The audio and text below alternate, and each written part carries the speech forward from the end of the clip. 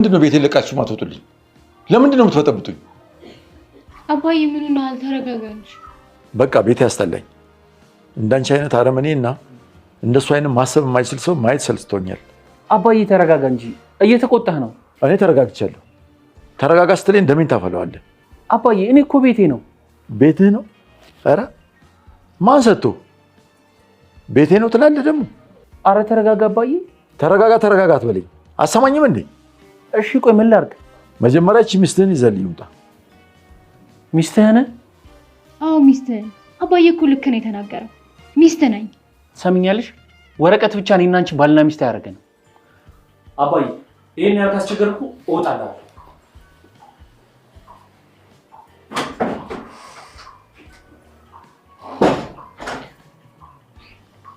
አባዬ አመሰግናለሁ። እሺ ሚስትነቴን ስላልካድክ። እኔ ከአንቺ ጋር ምንም አይነት ንግግር የለኝም። ምን አደረግሽልኝ? እባክህ ተወኝ። እኔ ባንተ የተነሳ እየተሰቃየሁ ነው ያለሁት። በእኔ ምክንያት ገድዬዋለሁ ብለህ ያልሞተ ሰው ነግራኝ። እሱ አንቺ ፈልገሽ ያመንሽው ነው። እኔ እንዳልሞተና እንዳስመለጥሽው ነግሬሽ ነበር። እውነቴን ነው። እኔ አላስመለጥኩትም። እቤት ነው ያገኘሁት። ገንዘብ ደግሞ እሱን አስገድደን መቀበል እንችል ነበር። የታለ የተቀበልሽ ታዲያ? የታገተ ሰዓት ነበረ። እኔ አንቺና ሰውየው ብቻ ብንሆን የፈለግነው ማድረግ እንችል ነበር። ግን በአንቺ ምክንያት አደጋ ውስጥ ገባሁ። ራሴን ለመሰወር ደግሞ ገንዘብ ያስፈልገኛል። ገባሽ? እሺ እኔ ከየት ላምጣ? ብትፈልጊው ለጂ፣ ገንዘቡን ግን እፈልገዋለሁ። እባክህ ተረዳኝ። በዚህ 15 ቀን ውስጥ ያልኩሽን ብር ካላመጣሽ እንደምትሞች ወቂ። ካሌብ አንድ ጊዜ እንውራ። ሰሚያለሽ ቲና፣ እኔና አንቺ ምንም የምናወራው ነገር የለም፣ ግን መጨረሻችን በጣም ናፍቆኛል። ጥፋቴን ላርምና ወደ ትዳራችን እንመለስ። ንግግራችን እኮ ፍቺ ነበር። አንቺ ጭራሽ ለትዳር እያወራሽ። እባክህ እኔ እናንተ ከተስማማ ሁሉ ነገር ይስተካከላል። ከኔ ጋር እኮ አይደለም የተነካካሽው፣ ከአባዬ ጋር ነው። ጭራሽ መነካካት ከሌለብሽ ሰው ጋር ነው የተነካካሽው። እሺ የምትለኝ ነገር ሁሉ ላድርግ። መፍጠጥሽ በጣም ቅጣቷል። እኔ የሚያሳስበኝ ብዙ ነገር አለ። ይልቅ ውጭልኝ። እሺ እኔስ ልሆን? ትሁትን ምን አስቀይማችኋል ነው የምትልኳት? የት ነው የምትሄደው? ወደ ሀገሯ ልትሄድ ነው። የትም አትሄድም። እሱን እራሷ ስትነግር ታምነኛለህ። ቲና የማይሆን ነገር አታውሪ። አሁን እኔ ስለሷ ልጠይቅህ አይደለም የመጣሁት። አሁን ውጭልኝ። አልወጣም። እንድናወራ እፈልጋለሁ። ሰምኛለሽ ቲና፣ የምናወራው ነገር የለም አለ። እንግዲህ ትሁቴ ከቤት ወጣ ሄደች። አባባ እሷን ለማስቀረት ለመናት። ዳኒም ቢለምናትም ትሁቴ ግን አምራ በሻንጣ ልብሷን ጠቅላ ወጣች። ይህን ጊዜ ካሌብ የሚሆነው ግራ ስለገባው አባባ ያለ ትሁት ህይወት ባዶ እንደሆነችም ተሰማው። በጣም አዘነ፣ እጅግ ልቡ ተሰበረ። ዳኒም በእርግጥ በጣም ተከዘ። ማንም ቢለምናት አይ የሰው በታችኔ መኖር ማንም የበታችነት እንዲያየኝ አልፈልግም በማለት መልሷን ለአባባም እንዲሁም ለዳኒ መለሰችለት። ካሌብ አሁን ላይ በጣም ስሜታዊ ሆኗል። ሌላው እንግዲህ የቲና አጋጭ አባባን አግትልኝ ያለችው እሷን መልሶ አግቷት እያሰቃያት ይገኛል። ከትንሽ ጊዜ በኋላ እሷኑ እንደሚሰዋትም ጠየቃት።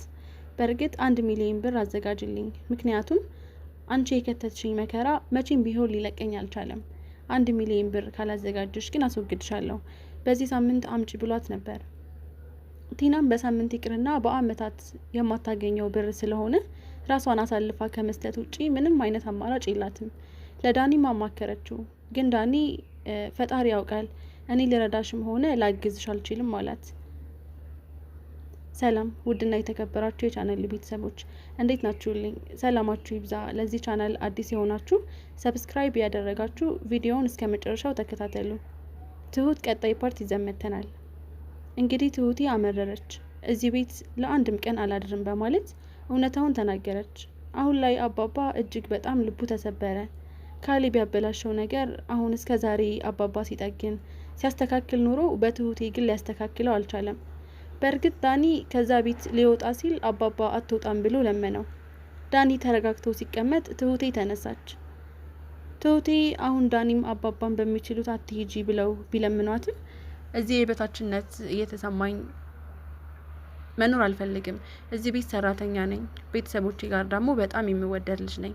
ስለዚህ አባቴም እኔን ለማየት የጓጓበት ሰዓት ነው፣ እህቶቼም ደግሞ ነይ እንይሽ እያሉኝ ነው በማለት ለአባባ መለሰች።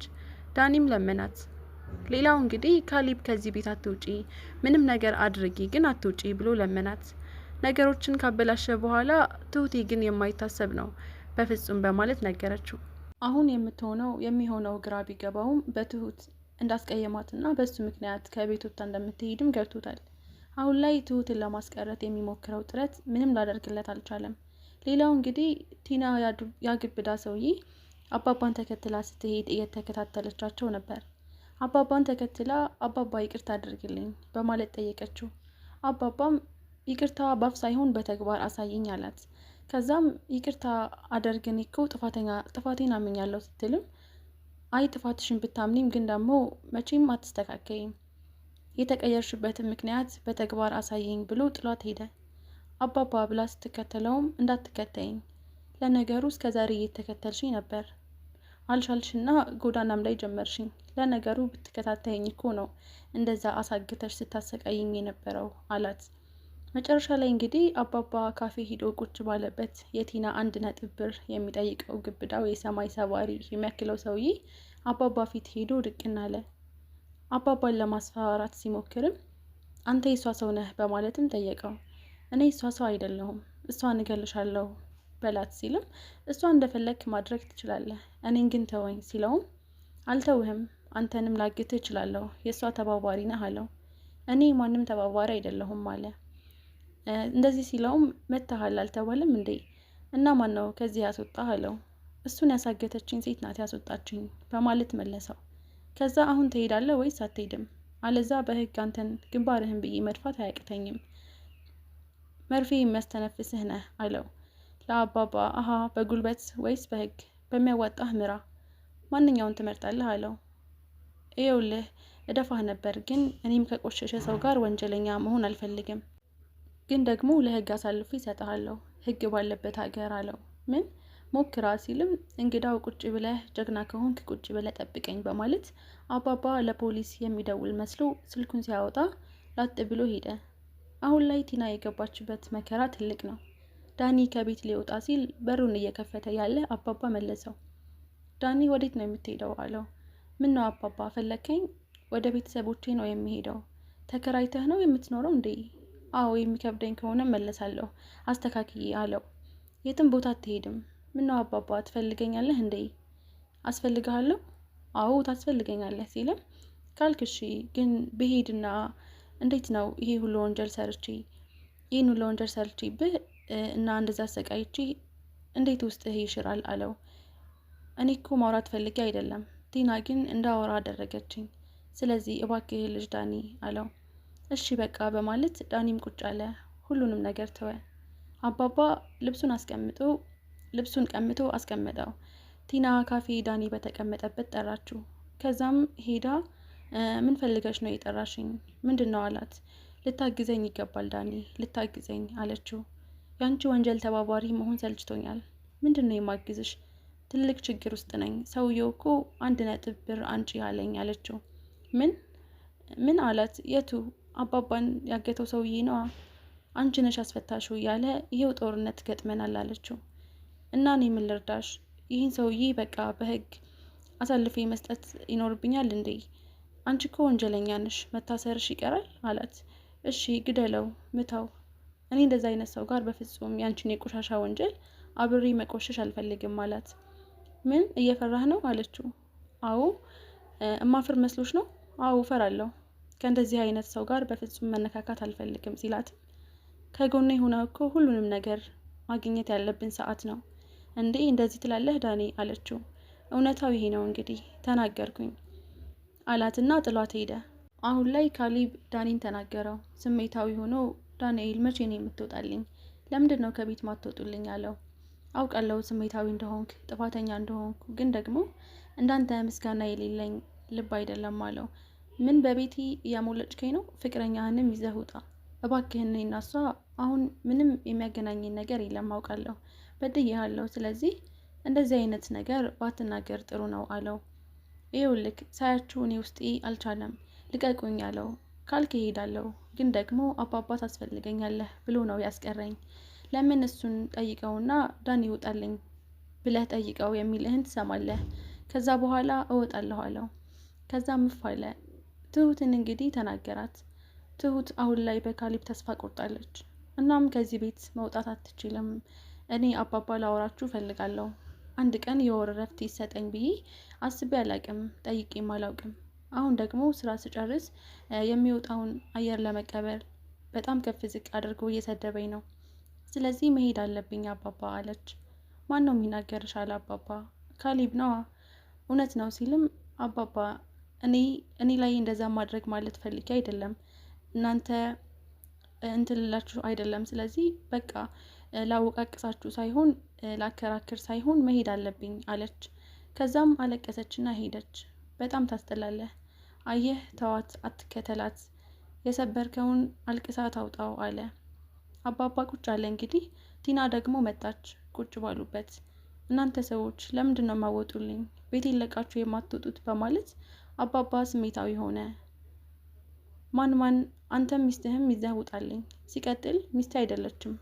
አዎ ሚስትህ ነች አለች ቲና። ሚስት አይደለችም እንግዲህ ካስደበርኩህና ካስጠላው ከቤትህ እወጣልሃለሁ በማለት ጥሎ ወጣ። ውጭልኝ ሲላት አባባ ሚስትነቴን ስላስታወስከኝ በጣም ደስ ብሎኛል፣ እውነት ለመናገር አባባ አለችው። ከዛም እንደዛ ነው ውጭልኝ፣ ከዚህ በኋላ አያገባኝም በማለት ጥሏት ሄደ። አሁን ትሁት ከፍቷታል። ዳኒ ቀርቦ ትሁት ምን እያደረግሽ ነው? በጣም ደብሮሻል ሲላትም ደህና ነኝ አልደበረኝም። አይ ደህናም አይደለሽም፣ ሰሞኑን የሆነ ነገር ተፈጥሯል አላት። ደህና ነኝ በቃ አለችው። ካሌብ እንዳስቀየመሽ አውቃለሁ፣ ከኛ የማይሻል ግብዝ ነው። እኔ ብዙ ነገር አጥፍቼ ሊሆን ይችላል፣ ማወቅና ማመን አንድ ጥሩ ነገር ነው አለችው። እኔ መልካም ሰው ነህ አልልም፣ አንቺ ደግሞ የሚጸጽትሽን ነገር አላደረግሽም፣ ህሊናሽ ንጹህ ነው፣ ስለዚህ ማዘን የለብሽም አላት። ከዛም ነው ብለን አለችው። አትሄጅም ብሎም ለመናት።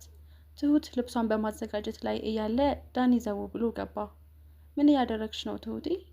ምንም ልብስ እያስተካከልሽ እኮ ነው። ልብሴን እያስተካከልኩ እሱንም አየሁት። አዎ እና የምትሄጅ እኮ ነው የምትመስየው። አየትም አልሄድም፣ ግን ደግሞ ላስተካክለው ብዬ ነው። እንደዛ ከሆነ የእኛንም ልብስ ታስተካክይልናለች አይደል አላት። አዎ ችግር የለውም አለችው። ለማንኛውም እንደዛ አይመስልም ካልሽሺ በማለት እየሄደ ያለ አባባን ደረጃው ላይ ያገኘው። አባባ ወዴት ነው ልጅ ዳኒ አለ። ወደዛ አባዬ አለ። ፊትህ ጥሩ አይደለም።